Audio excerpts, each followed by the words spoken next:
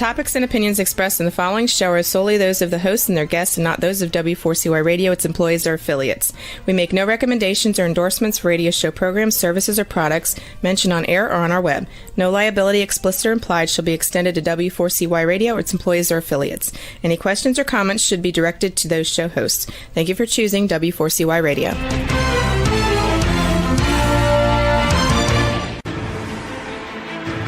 What's working on purpose anyway? Each week, we ponder the answer to this question. People ache for meaning and purpose at work, to contribute their talents passionately and know their lives really matter. They crave being part of an organization that inspires them and helps them grow into realizing their highest potential.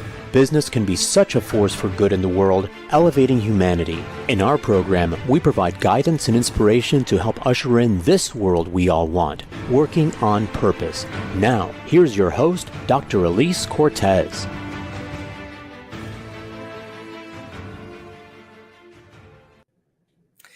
Hi there. Welcome back to the Working on Purpose program. Thanks for tuning in again this week. Great to have you. I'm your host, Dr. Elise Cortez, joining you live from Dallas, Texas, which is home base for me. If you don't know me yet, I'm a management consultant specializing in meaning and purpose, organizational logotherapist, inspirational speaker, social scientist, and author. My team and I help companies discover and articulate their purpose to thread it through their culture and operations. And we work with forward-thinking or forward-reaching organizations to develop inspirational leaders who create cultures where people actually want to come to work and do their best. And we provide programs that enable individual team members and leaders to discover and unleash their passion and purpose at work to catalyze fulfillment, engagement, and productivity. You can learn more about us and how we can work together at elisecortez.com. With us today is Russ Laraway, who has had a diverse 28-year operational management career. He recently became the Chief People Officer at Goodwater Capital, a Silicon Valley venture capital firm, and he's the author of When They Win, You Win. Being a great manager is simpler than you think, which we'll be talking about today on the program.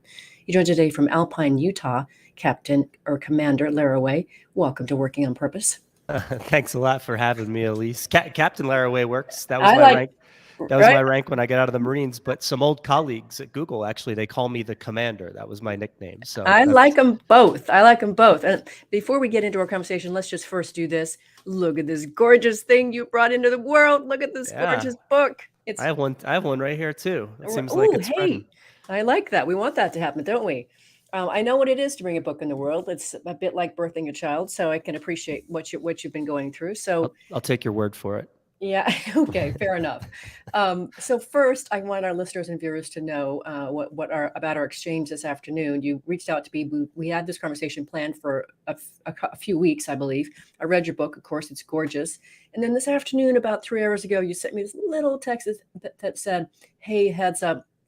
Just tested positive for COVID. Just so you know, not sure how this is going to fly." So Russ, thank you for pulling up the boots and being here and showing up. So appreciate that. Yeah, it's my pleasure. And I think it's good for your listeners to know that maybe if I occasionally have an annoying throat clear or if I sound very congested, the reason is why I'm managing the symptoms just fine with an awful lot of, ibuprofen and a little bit of decongestant, and we're getting by okay. So I think we're gonna be able to keep the energy up for the show. Well, let's just soldier on for the next 50 minutes. We got this. So let's let our listeners and viewers understand just who we are working with here. You have an amazing 28-year background with very diverse experiences. Will you just quickly sort of showcase those experiences, because together combined they're pretty potent? Yeah, thanks. I started out my career as an infantry officer in the United States Marine Corps. I think probably the most important thing to say there is that I culminated my career there as a company commander. So I led 175 combat Marines. And then after I got out of the Marine Corps, I spent about 4 years there. After I got out of the Marine Corps, I actually founded a small company. We focused on supply chain problems for larger companies. So we had customers like DuPont, Cardinal Health, and that was called Pathfinders. Funny enough, I founded that company with my best friend since 7th grade and best friend since 5th grade, worked in the company. We had a great time. And, we did some really good things for a lot of companies. Partner and I sold that. Then I went to the Wharton School and got an MBA there. After the Wharton School, I went on to Google, where I was there for 7 years. I had probably three different jobs. Maybe the highlights there. At one point, I led a 750 or so person or 700 person global team. And a different job, I had a $700 million revenue line. So I've been primarily in go-to-market type roles. Then on to Twitter, where I founded and ran our small business advertising channel, which is, at a place like Twitter. Nike is a very large advertiser. They want to spend a lot of money, but my job was to go find the other 100 or so million advertisers out there and get them onto Twitter. and then after that, I founded a little company called Candor Inc. with Kim Scott, the woman who wrote Radical Candor.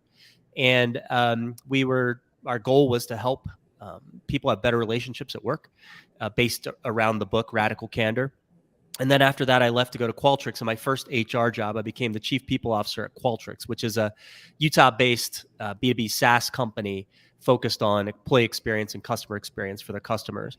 And just very recently, as you mentioned, popped over to a venture firm called Goodwater Capital. We're just a little bit different. We use machine learning and AI to more intelligently source and scale our investments. And my job is not only to be the chief people officer of Goodwater, but also to advise our portfolio companies on matters related to people. So that's the career, and maybe a nutshell, but a walnut shell, I guess. Maybe a little bit too long there, but yeah, it's been quite a ride for the last 28 years. And we're now the beneficiaries of that, so that's fantastic. So let's just get right into it and just throw the 1-2 punch right now, shall we, Russ?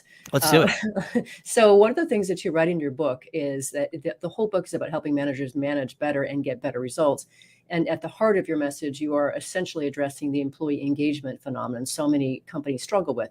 When it gets really interesting, here's the punch, ladies and gentlemen, is you write in the book that when it comes down to engagement, the manager explains 70% of engagement. That's the variable. Ladies and gentlemen, if you're a manager, you are 70% of whatever that engagement score is, better or worse. How do we make that pill a little bit easier to swallow, Russ? Yeah, it's a tough one. It's managers are holding the keys. And by the way, there's not a close second place. And so that actually comes from Gallup. And so I actually got to talk to the guy who did that study. His name's Larry Emond. He just left Gallup this past year after, I think, 28 years or something. And the insight here is that in very large data sets, when you observe a positive variance in employee engagement, say from an average, 70% of that variance is statistically explained by commensurate variance in manager quality. So simply said, better engagement usually means better management. Worse engagement usually means worse management. So that's the big insight. And so, and then employee engagement, importantly, has an extremely strong relationship itself with business results. And so I think a lot of people think engagement means like what I think engagement is, or what Dr. Cortez thinks engagement. It's not that. I just had a call recently with a customer, and I asked them if they were measuring engagement. And the person on the other end of the conversation said, "Oh, yes, we are. When we hold an all hands, most of our people show up, and that's kind of how we measure engagement." That's not it. It's not the sort of colloquial version we think of. Mm-hmm. We can see it in real life. It's actually a really durable 30-year-old IO psychological measurement that is usually you get at it with a half dozen or so questions. And this measurement has an extremely strong relationship with business outcomes. And so I put these three ideas together. The fact that the manager is most likely to affect engagement, and the fact that engagement is most likely to predict the results of the enterprise. If you put them together, the most important question to answer is, what is it that managers actually do that measurably and predictably affects both engagement and results? So that's kind of how we got there. And engagement's the middle, just like you teed up this question. Engagement is dead center of the model. Yeah. So I want to serve this up here next, ladies and gentlemen, listeners and viewers. And this isn't totally in the spirit of helping you and developing you. That's why Russ and I are both here. So if you're one of those people that are saying things like, these people just don't want to work. These people just don't give the effort. These people don't whatever. You're on the other end of that management 70% quotient we're talking about. So there's a real opportunity here. So pay attention. We've got some good stuff for you here. Russ has written an amazing book. It's chock full of all kinds of useful information. So we're going to dive into some of the things that he talks about here. So let's next go into, you organize this whole big, beautiful book around 3 key elements that you address to improve leadership in your book. So let's just hear about those 3 first so people know what we're talking about. Yeah, absolutely. I call them the big three, and they are simply direction, coaching, and career. And that actually, the big three sort of breaks down into 12 distinct behaviors that we were able to measure. In fact, we measured them every single quarter for 4 years while I was at Qualtrics, and found a very strong relationship between those behaviors and employee engagement. In fact, what we found was for plus or minus 2 points in manager effectiveness, or that measurement we made around the big three, plus or minus 2 points yielded plus or minus 1 point in employee engagement. And so I've never seen an elasticity like that before. I'm not sure one exists outside of the book. And again, third-party research predicts this. We found it in our first-party research as well. And so direction is really about making absolutely certain, not kind of certain, not I'm pretty sure, but absolutely certain that the folks on your team know exactly what is expected of them and when it's expected by. Mm-hmm. Coaching is really about helping people to either continue the things that they're doing that are working, or giving them the other kind of coaching, sometimes called hard feedback, the kind of coaching where you help them to improve the things they need to improve, both with an eye toward making them as successful as possible. And then career is really about breaking out of this, I don't know, maybe sometimes we call it a transactional relationship. So I think a lot of managers make this simple mistake. They think that their relationship is only confined to the 2 to 4 years that they're with this employee. And if we're lucky at employees at a company for 4 years, that one manager might have them for 2, something like that. I actually think the manager's job is to enable the full trajectory, which started long before they got to you and will continue long after. I don't know if have you ever seen a space movie, Elise? A couple of times. Okay. Yeah. And so you ever seen the slingshot maneuver in a space movie? Probably, but tell me what it is. Yeah. So it's like in The Martian, right? They were going home and they're like, oh no, he's still alive on Mars. And they have to go back and get him. And so they don't have enough fuel. The mission's in jeopardy. And so what they do is they do a slingshot maneuver, which is, this is in every space movie ever, by the way, which is where they use the planet's gravity, as a slingshot or a gravity assist to launch them back out into the far reaches of space to complete their mission. And so while I don't advocate that managers physically launch their people anywhere, the idea, though, is that while you are managing this human being on your team, your job is absolutely to enable their long-term success, to launch them into the far reaches of their career. So direction, coaching, and career. And we took those 12 behaviors that build up to those big three, and we measured them a bunch, all that. But separately, I decided that one of the reasons I think that managers are failing, and by the way, the evidence is pretty strong that they are, right, despite mountains and mountains of content about how to be better, I think it's because it's also confusing. There's too much of it. It doesn't hang together. By the way, almost none of it holds itself to measurable account in terms of measurably and predictably delivering more engagement, better results. So if you're going to be that guy, the guy who claims that it's complexity that's causing managers to fail, you better also be the guy who offers a simpler version of the job. And so I do this exercise a lot with folks when I teach or speak, which is to ask them, write the simplest version of the manager job description. Yeah, you do that in the book too, beautifully. Yeah. Which I don't care if it's the CEO of Google or if it's the manager of the frontline sandwich shop at Jersey Mike's. Same job description for every manager in the world. And by the way, you only have 2 bullet points, right? And so as you know, because you read the book, what I came up with is deliver an aligned result and to enable the success of the people on your team. Just every manager does those 2 things. Well, it turns out the big 3, direction, coaching, and career, map perfectly over top of that. So direction is really about delivering an aligned result. Aligned is the word doing a ton of work in that sentence. And then coaching and career are really about enabling success. Coaching more in the short run, helping a person become better or continue to be successful at their current role. And career is really about enabling their long-term success. What's the dream job and what are the small investments we can make right now to help you make tangible progress toward that dream in the future? So that's kind of how the big three works. We could go into as much or little detail as you like. And so we'll talk more about all of them as we go here. But the next thing I want to do before we go into our first break here is I want to position how important the work that you're doing in your book, and I hope that I'm doing as well, to help organizations, which means that everybody needs to be involved. And you share something really, really important in your book, and you talk about how there's the tendency for senior leaders to recognize their people need this management leadership training. They need it, and there's a myriad of reasons why they don't have time to do it or don't need it, kind of thing, and what a horrible, atrocious mistake that is. So can you speak to that tendency? Yeah, I think senior leaders often make a couple of big mistakes. They think their job's to run the company. That's technically true, but your job is to run the company by managing your 7 or 8 staff members, not really much beyond that. And a lot of times senior people think their senior leaders don't need blocking and tackling management. This is false. Senior leaders opt out. So I did this session one time with a pretty successful Silicon Valley company. The CEO herself hired me. She was fully present, engaged. She was great. But we had the whole company there, classroom style.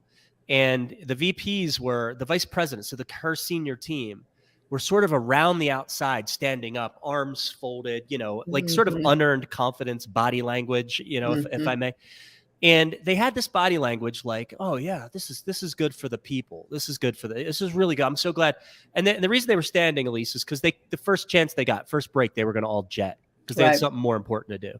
Right. Wasn't my first rodeo. In fact, several people after that session came up to me and asked, is there any way you can put our senior folks through this session again? Because we were saying things that this is how hey, Russ, this is how I want to lead. But it's hard for me to do that when my boss doesn't know the standard I'm trying to lead by. And I always say leadership by example never goes out of style. Right. And so the idea that you're going to be effective senior manager without at least knowing the leadership standard that works for your more junior folks is it just doesn't work that way. Yeah, agreed. I've been also facilitated many, many sessions too, Russ, where people will say, this is a really great, can you send my boss to this? Exactly. Same thing. It's the same thing. So, and we're never done learning and growing anyway, right? So let's just send our listeners and viewers into the break with that idea. I'm your host, Dr. Elise Cortez. We're on the air with Russ Laraway, who is the author of When They Win, You Win. Being a great manager is simpler than you think. We've been talking a bit about his expertise and really the importance of employee engagement. After the break, we're going to get into and dive deeper into those 3 elements that he talked about before. Stay with us. We'll be right back.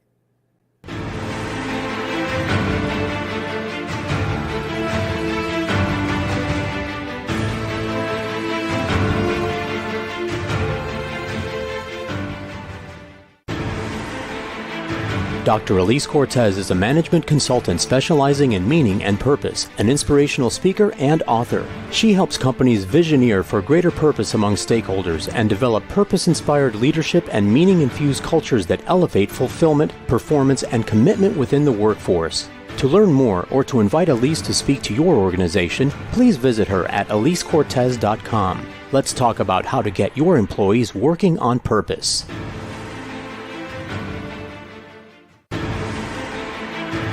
This is Working on Purpose with Dr. Elise Cortez. To reach our program today or to open a conversation with Elise, send an email to Elise, A-L-I-S-E, at elisecortez.com. Now, back to Working on Purpose.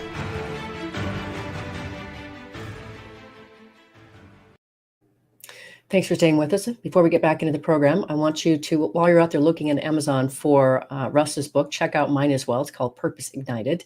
I wrote that book to awaken readers to their passion and purpose and start them down the path of becoming an inspirational leader. So it should align with what we're talking about here today. So check that out while you're there looking for Russ's.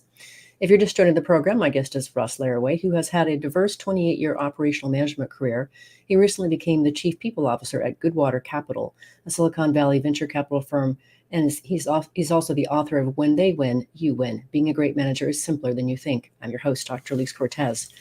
So Russ, when I read my books, and I've been hosting the show for 7.5 years, what I try to do is pull out specific things in your work, in your book, that add or to the conversation we've been having already. So there's a few things that I think are very unique and special about what you've said that I want to particularly showcase here. So the first one here, talking about the direction, which you mentioned, you have already said, you introduced it in the first segment here, but you say that there are 4 aspects to it. If you could share those to kick us off, that'd be great. Absolutely. Yeah. Four-part direction framework with 2 long-term elements and 2 short-term elements. The long-term elements are purpose and vision. And the short-term elements are quarterly goals, which a common approach to that in tech is to use OKRs, objectives and key results. And then extremely short-term is your priorities for a day or for a week. And so we use the two long-term elements together. We use two long-term elements, two short-term elements in order to help people know what is expected of them at any given time. Purpose is really answers the question, why do we exist? I think it's akin to mission. I think, maybe in pretty aligned with your work, but maybe sometimes this is why this team exists. What happens if we don't show up tomorrow? What bad thing happens? And vision is really it's actually more tangible and a little bit less persistent, meaning purpose tends to last a very long time. For companies, sometimes purpose doesn't even change over a decade or 2 decades, but a vision will change every couple, 3 to 5 years. And vision, a lot of people say it's the hill we're trying to climb. I like that because if you think about a landscape that has a hill, usually has a lot of hills. And if you're not very precise about which hill we're trying to climb, then you can end up with a bunch of people on a bunch of different hills. And so those are the two long-term elements, and then two short-term elements, quarterly goals. We must set a small number of really impactful, measurable goals that ideally align with the company's objectives. And then we should organize our daily and weekly, work around what those goals are. And I call those our priorities. So maybe five things you got to get done in a week toward your quarterly goals, or 3 things you got to get done in a day. Not a task list, because prioritization is an exercise in subtraction, not an exercise in addition. I love that, by the way. I love that phrase because I always have way too long of a to-do list. It just sets me up for failure every time. So that was a big thing I took from your book too. You mentioned the idea of the core team purpose, and I like that. You already said that, so I'll go past that. What really resonated with me, and I've never heard anybody say this before, Russ, which is so cool. You say purpose and vision ultimately serve as the invisible leader. I love that. Providing direction and guidance in the absence of specific direction and guidance. I think that is so incredibly powerful. So it's why it's so important to be able to do the hard work of articulating, of detecting those things within your organization, because then it's that invisible leadership. That's so gorgeous. Yeah, thanks. I actually stole that from one of the guys on my team at Qualtrics. Okay, good. Yeah, he. With his permission, he's very happy to see that show up in the book. But there's this. So it's funny. I've done a lot of sessions with managers and their teams, and vision and purpose are the ones that a lot of people, they think, oh, that's vision, that's what Elon does, or purpose, but that's what Zuckerberg did, Right. And so I'll take them through the exercise, and I'll ask them to before we get into it, each of you tell me what you think your team's purpose is. And I think a lot of folks think it's just self-evident. And I'm here to tell you, it never is. I understand. Yeah, it must. I bet you see this all the time. Same with vision, by the way. And so, the really tangible stuff are the short-term elements. Our quarterly goals, if they're any good, they're clear and they're measurable. Our daily and weekly priorities are clear and ideally measurable, clearly supporting long-term objectives. But sometimes we have to do work that's not covered by our quarterly objectives and not covered by our daily and weekly priorities. And often the place we would look for guidance is the vision and the purpose. And so I think having your team know what those are, having developed those things collaboratively with your leadership team is crucially important. I tell this story in the book about CrossFit. And CrossFit's hard and it's expensive. And I do it and I love it, but it's also very efficient and very effective. Like, you get really good fitness outcomes in a really small amount of time. But I find a lot of times that sometimes in a real tough workout, and it turns out that in 2002, the founder of CrossFit wrote an article called "What is Fitness?" Which is actually the first ever robust definition of fitness to exist. And he built the CrossFit program around that definition of fitness. It's measurable and it's humble, and it has moved and swayed over the years as different approaches have demonstrated an ability to get better measurable fitness outcomes. And I used to, when I get people involved in CrossFit, I would always ask them to read that article first, because I think it's really important to know. So when you sit there and you say, what am I doing this for? Right. Actually, I don't think leaving the answer, same at work. I don't think leaving the answer up to, oh, they'll figure it out. I think that might be malpractice, and so I think having not just the answer to a negative question, but people understanding exactly every day why their team exists inside this company, knowing every day why their company exists in the world, it makes it so much easier for them to tie their work every single day to what the company is doing. It makes it easy for them to answer the question, why do I matter? And so I think purpose and vision really help solve a big problem. Like when people constantly report, I don't know how my work contributes to what this company's doing. Right. These are the first line of defense to making sure people can actually answer that question. I love it. Gorgeous, just gorgeous. It is. So glad you rallied and came on. Where'd you get that New York accent? I'm talking to you, I guess. I don't know. Just right. something. Sometimes that just rubs off on me.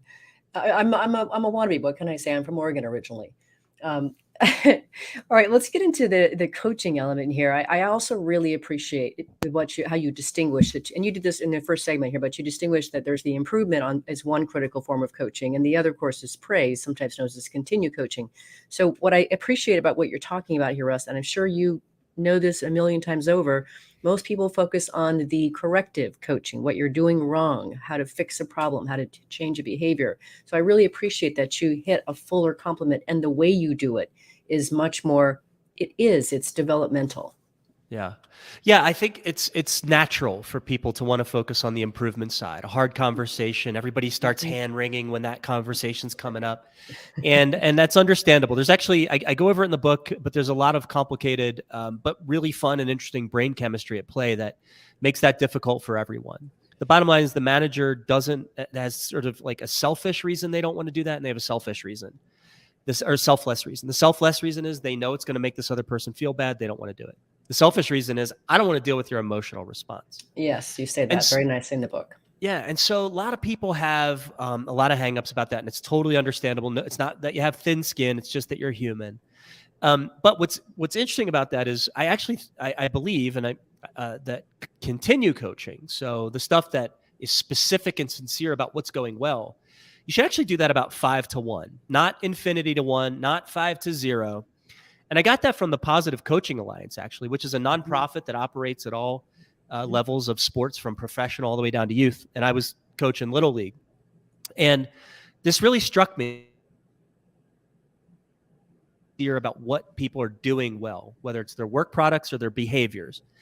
And I took this to my 9, 10, 11-year-old Little League team, and I kept the book. It was literally just a book. It wasn't the most clever name I've ever come up with, but it was a lab notebook where I wrote down everything they did well, starting with on time to practice. If you were late to practice, we didn't call you out, because let's face it, if a 9-year-old is late to baseball practice, that's their parents' fault. That's not the kid. Right. The kid didn't.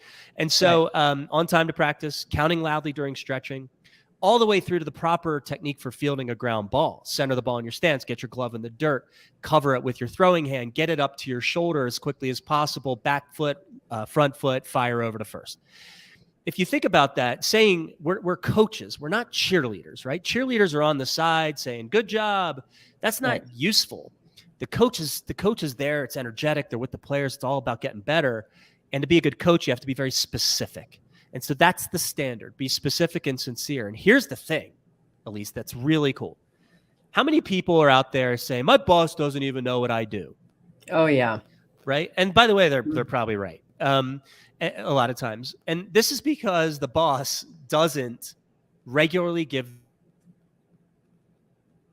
start to give continue coaching that is very specific. It forces you to become very conscious and explicit about the team standards.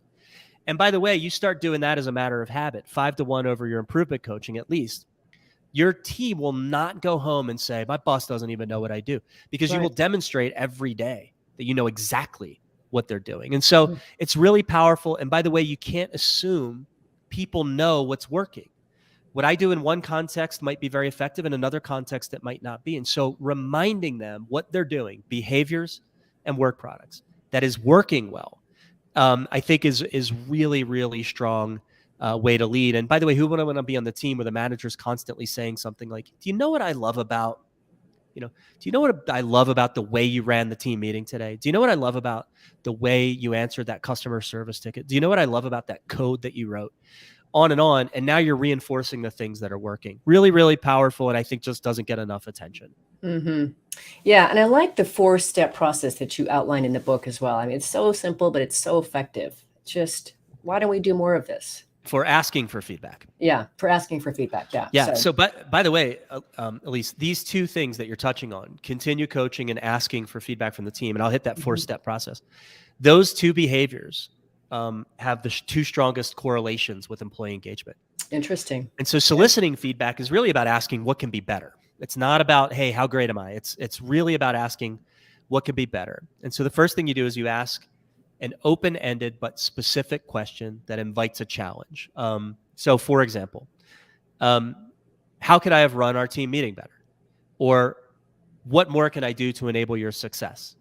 Or, hey, if this were your budget, how would you spend it? Or what opportunity in the marketplace is our team missing? These are the kinds of questions. Step 2 is shut up. So just be quiet and embrace the discomfort, because now your team will quickly sort out. You're asking them to give criticism about what's happening around here. And that's not comfortable. but if you start talking, they're just going to let you do that. So be quiet, sit the silence, and be very comfortable with that.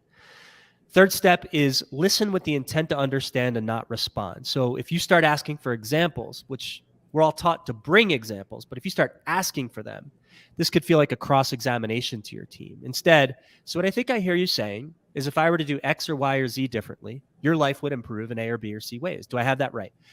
You have curious body language, not don't get mad, get curious.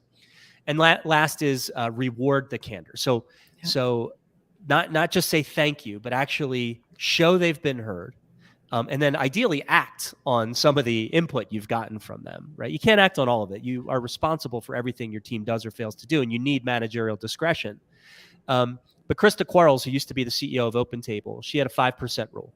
Someone gives you tough feedback, find 5%, just a measly, paltry 5% you can agree with, and then act on that. And here's the bottom line: like, raise your hand if you want to go to work, be on a team, and not be heard.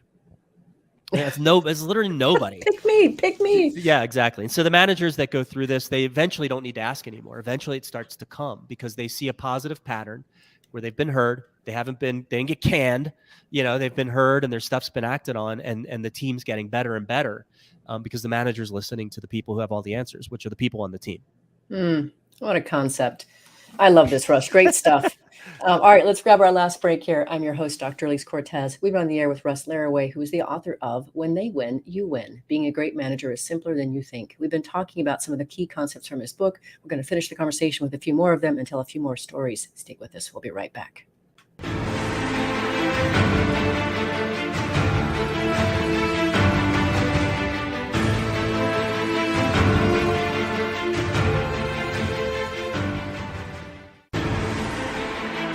Dr. Elise Cortez is a management consultant specializing in meaning and purpose, an inspirational speaker and author. She helps companies visioneer for greater purpose among stakeholders and develop purpose-inspired leadership and meaning-infused cultures that elevate fulfillment, performance, and commitment within the workforce.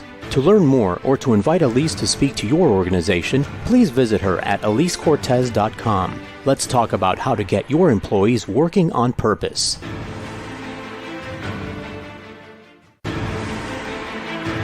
This is Working on Purpose with Dr. Elise Cortez. To reach our program today or to open a conversation with Elise, send an email to Elise, A-L-I-S-E, at elisecortez.com. Now, back to Working on Purpose.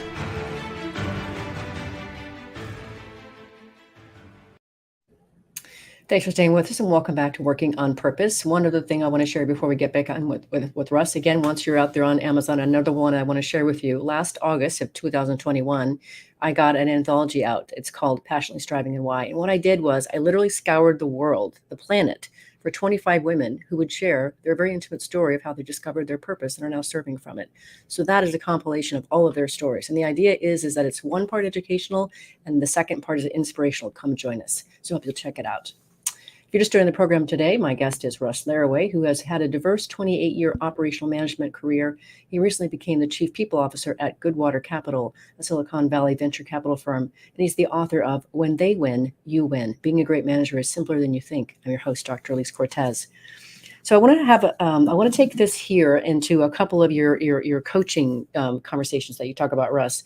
So one, there you have a 4-part process that you used in giving coaching or feedback to help people, and I think it's useful because it's very specific, and I like how I think it's hard for people to give that kind of feedback and coaching. So if you could go through that, and then afterwards, I also want to have the one about the career conversation as well. Cool.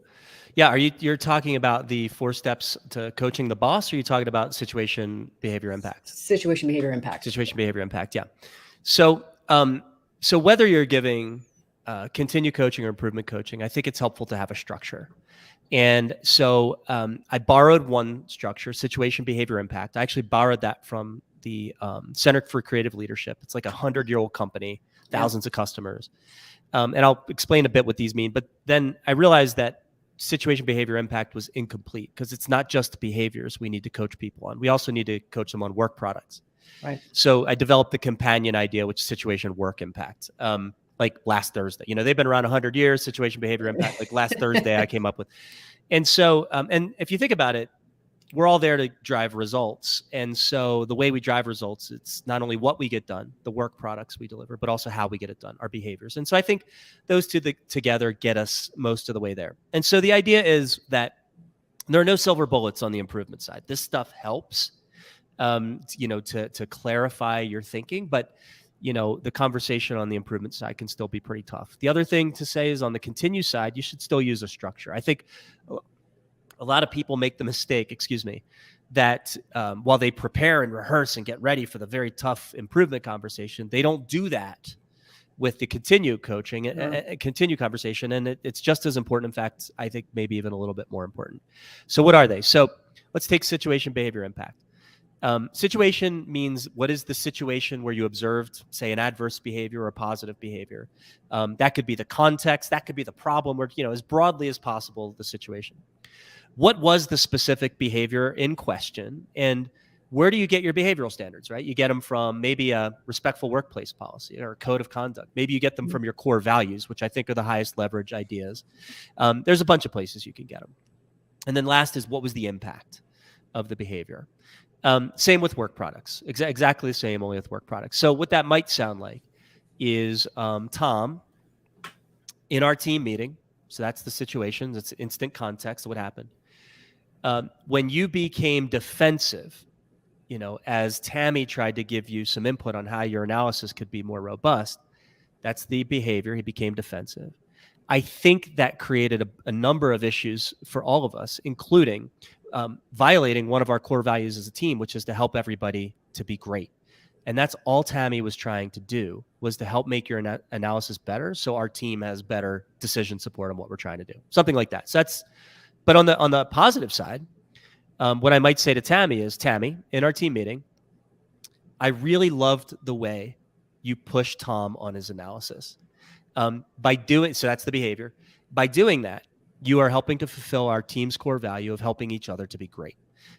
By helping him sharpen his pencil and deliver a better analysis that will help our team have better decision support. So that's an improvement example, and then a continue example around a behavior. And the behavior was built around Tammy offering input on how the analysis could be better to Tom.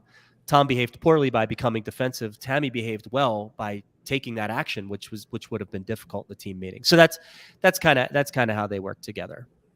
Beautiful. And I just think that helps our listeners and viewers so much. It's very tangible. I like very much to be able to provide an elevated philosophy on the show, Russ, plus practical takeaways they can immediately put to use. And you are doing both. So, and with COVID.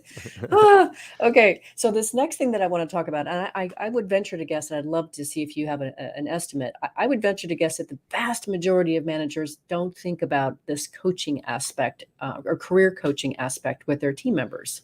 And I very much like that you've got this 3-part structured conversation here.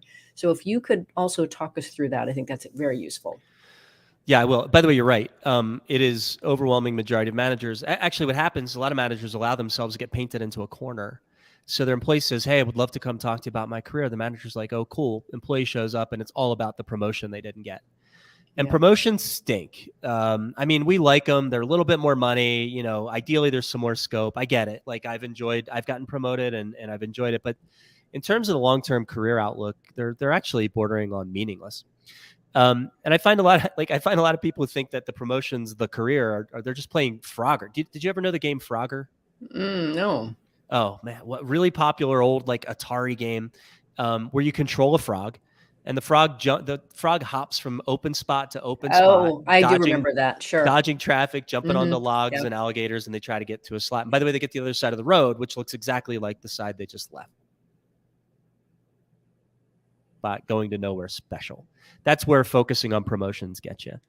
So I thought we just needed a better way. And actually I cover a decent amount of data in the book about why this is so powerful. But the three conversations are, the most important conversation is actually conversation 2, which is about visioning. This is about developing a shared understanding with your direct report about their dream job, not their 10-year plan or their 5-year plan, not about their next promotion, not about like a real dream job. That, by the way, is almost certainly outside of the 4 walls of this current company. They might have 1 or 2 or 3. I developed a tool. It's on my website for free to help manage it if you have more than one vision, but I think it's important. Like, we're not chiseling this on anyone's headstone. The fact that dream job could change, that's a feature, not a bug.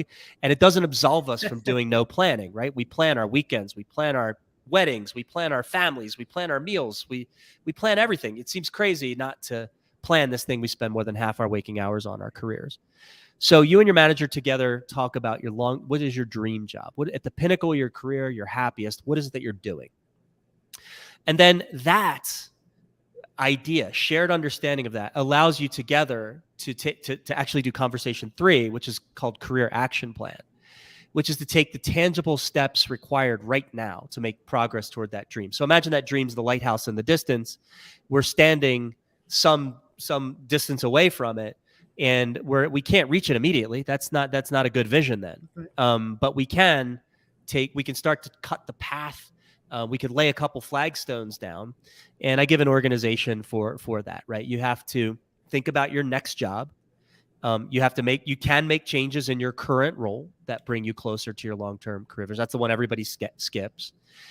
There's formal training opportunities, degrees or seminars, things like that can help bring you closer to long-term vision. And then last is developing your network, which is identifying people who can inform and influence all of that.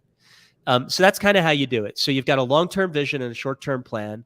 That was advice given to me by Sheryl Sandberg, who's an iconic tech executive. Yeah. Meta, she wrote Lean In, Option B, and she's leaving Meta now. And she said you have to have a long-term vision, an 18-month plan. I don't think the 18 months is so important. I just think the idea is short, tangible actions we could take given the long-term dream. So the last conversation I added to the model was actually the first conversation, which I call the life story conversation. So if I'm at this moment in time and I'm staring at that lighthouse in the distance and I know I'm going to start to drop some flagstones, what I learned is it's really important for me to understand the path that got me here. Because basically the idea of that conversation is starting with kindergarten, tell me about your life. And then you probe the pivots, different pivots people made. I don't care if they were in middle school or if they were in their last job and everything in between. Usually when someone made a pivot and you inquire as to why, this helps you understand something they deeply value. Mm-hmm. So questions like, what did you love about that? What did you hate about that? Why did you choose that major? Why did you switch from cheerleading to swimming? I don't care what it is. And, at the end of that conversation, you end up with a handful, call it 5 to 10, what I call core values, not religious ones or something, just things people value in their career. Right. Mm-hmm. And those help guide us for the other 2 conversations. Like, I had a woman one time named Erin. At the end of the life story conversation, I said, what else? She said, I was thinking about this. And when I was at IDG, we were on the forefront of internet monetization and we were so entrepreneurial and we built something from nothing. And that was the happiest I was in my career. Mm-hmm. I said, yeah. She said, is that important? I was like, yeah, Erin, that's pretty important. And so I filed that away and I realized when she came back with her visions, her long-term career visions, her dream jobs, I said, one of those better be entrepreneurial. I built something from nothing. And that's the happiest I was. And luckily it was. She actually, one of her visions was she wanted to own and operate her own spirulina farm. Now you're in Texas. I don't know. Usually if you're in Texas, that means you don't know what spirulina is. Do not. Everyone in California does. It's some like high, like very healthy algae. To me, it smells like the inside of a fishbowl. She swears by it. She thinks it's this very powerful thing, and she wants to one day own and operate her own spirulina farm, which she would found.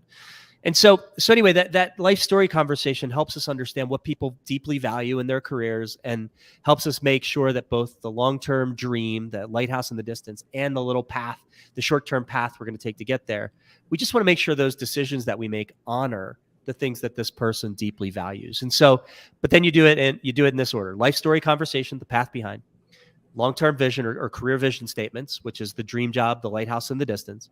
And then last is the career action plan, which is the small tangible steps we take toward that lighthouse in the distance. So a couple of things, Russ. First, listeners and viewers, how many of you want to work for Russ? How many? Couple? Handful? Just me? I don't know. I'm thinking quite a few.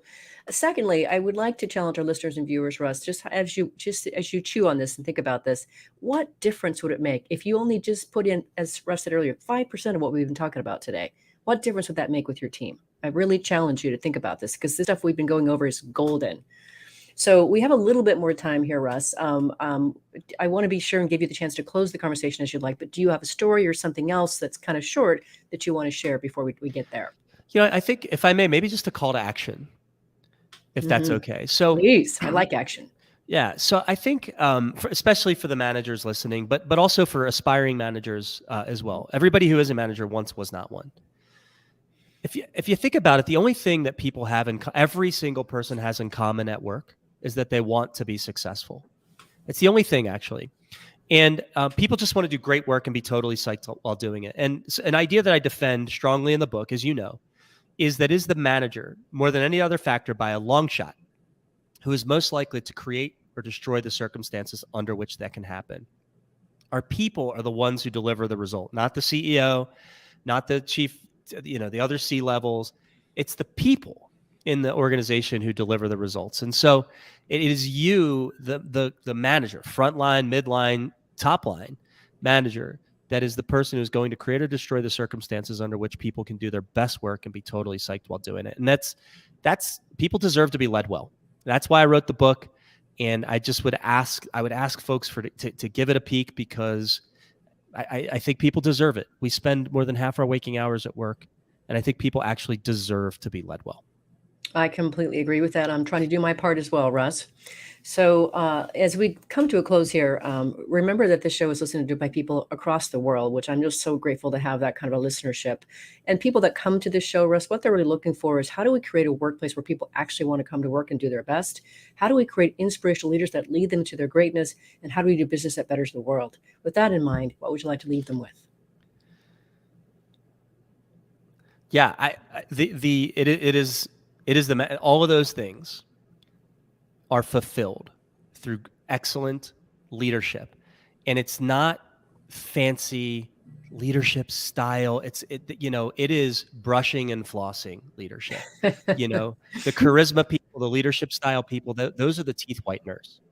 The people who brush and floss every day. There is a very small number of really high leverage behaviors that, if you demonstrate these over and over and over, your teams will fulfill all three of those purposes that you just described, Elise. Mm-hmm. Peter, you will fulfill all three of those. I am more sure of that now than I've ever been. Mm-hmm. I think it's beautiful, and I really applaud the work that you're doing in the world, who you are being, the book that you just launched. And once again, let me say thank you for soldiering through COVID. You just got it today. Today's day one. That's usually a very hard day for most people. Thank you, Russ, for being on the show. So glad to know you. By the way, be careful. I have been known to show up on the doorsteps of guests that I've had on the show. So if I'm in Utah, I'm looking you up. Oh yeah, you're totally welcome. We have a guest house or a guest suite you could stay in that's detached from the house. But hopefully after I'm done with COVID. I think let's just wait a few weeks to make sure I'm done with COVID. Fair enough. Thanks, Russ. You are amazing. So glad that you crossed my paths. So listeners and viewers, you're so welcome. Listeners and viewers, if you want to learn more about Russ Laraway, the work he does, or his book, one way that you can start is by going to his website, whentheywin.com. Anything else? Any other websites, Russ, you want them to go to? I'm so easy to find: Twitter, Instagram, Facebook, LinkedIn. I'm at all those places, and it's not hard to find me at all. Yeah, perfect. And I'm in the same boat. So last week, if you missed the live show, you can always catch a recorded podcast. We were on the air with Edward Sullivan. He's the co-author of Leading with Heart, 5 conversations that unlock creativity, purpose, and results. We talked about each of those 5 conversations, and Edward shared many examples drawn from his numerous years of coaching. It's pretty amazing. Next week, we'll be on the air with Tiago Fort, talking about his book, Building a Second Brain, a proven method to organize your digital life and unlock your creative potential. See you there. Remember that work is an integral and important part of our lives and can be the one of the best adventures and means of realizing our potential. So let's work on purpose. We hope you've enjoyed this week's program. Be sure to tune into Working on Purpose, featuring your host, Dr. Elise Cortez, each week on W4CY. Together, we'll create a world where business operates conscientiously, leadership inspires impassioned performance, and employees are fulfilled in work that provides the meaning and purpose they crave. See you there. Let's work on purpose.